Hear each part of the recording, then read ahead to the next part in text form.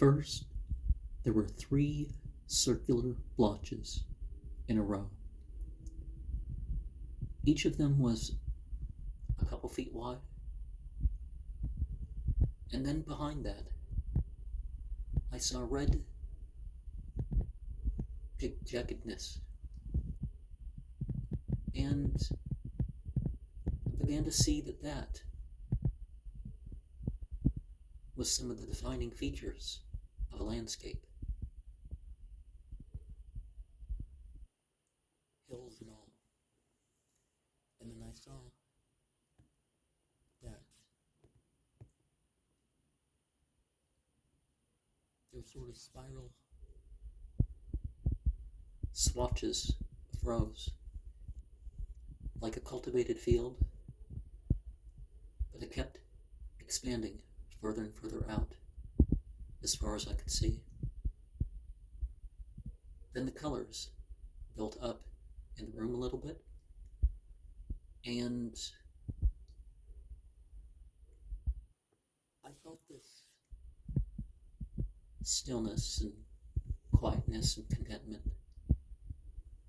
And there was a gentle pressing feeling on the right side of my torso, and then the euphoria hit. And it scoured down again. No pain, no stiffness. I'm totally awake. And in the mirror, like standing on its end, was like a big orange spoon. But it wasn't quite a spoon, but that's the general shape. And now I return, and I'm a touch cold. But I wasn't for a time there. When people make their own records, when they have their own writings, particularly when it's not meant to be shared with outsiders or even anyone, they seem to write it in a way that they will understand. But sometimes others won't understand. And an interesting thing about the Enochian, as it's called, angelic, celestial, those sorts of names are actually what they called it in the diaries, but Enochian is what we're familiar with. More people won't be more familiar with calling it Enochian. Now, if you put it in terms of the sort of Greek or Hebrew or abjad or whatever numerology, then you would have, abjad doesn't go in alphabetical order, but the other ones do. The single digits, then the double digits, only, 10, 20, 30, 40, 50, 60, 70, 80, 90, and then the hundreds, and then if there's thousands, then, you would cover that. But the Pythagorean system is here listed, you go 1 through 9, and then you go through the alphabet. And the 25 by 27, including the Black Cross, it seems to have a pattern. And I bet if you give it the other way too, it would have a pattern.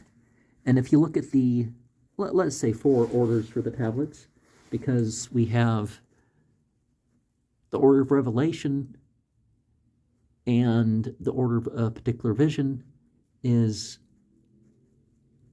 not the same, so Liber Scientiae and the other would be a bit different, but we can follow, we can see it forms sort of a system in its movement, in its number values alone. So, there's that to work with. And there's also the theological importance that can be looked at by, comparing it to the Bible and perhaps taking it beyond the Judeo-Christian association. Now,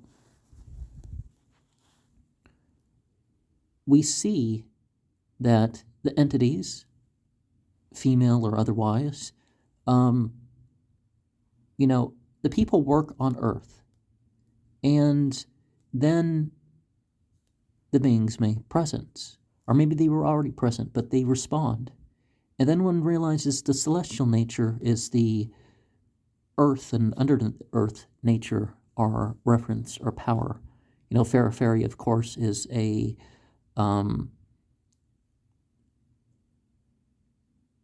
it's the powers in things rather than over things is the focus, and it becomes more natural, as a person could say it. And I wouldn't go to the conclusions that the Christians have made it all about some beautiful meditation, the afterlife.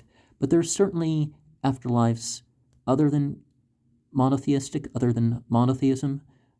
Certainly Judaism seems to go areas that you would expect that Christianity doesn't go, and Islam goes even further with that. But it's not just projecting your political views or something like that on the afterlife. You kind of want to go beyond that, right? And not just, putting new technology on something old or something like that. It's you want to go deeper into the spirit of that sort of thing. So they're favoring the romantic over the technical. But as I've said before, at least in my experience, in my doing, you can combine the Apollonian and the Dionysian. And sure, you can refer to the elements of mythology as functions, but we want to have them in balance too, and progression for ourselves otherwise.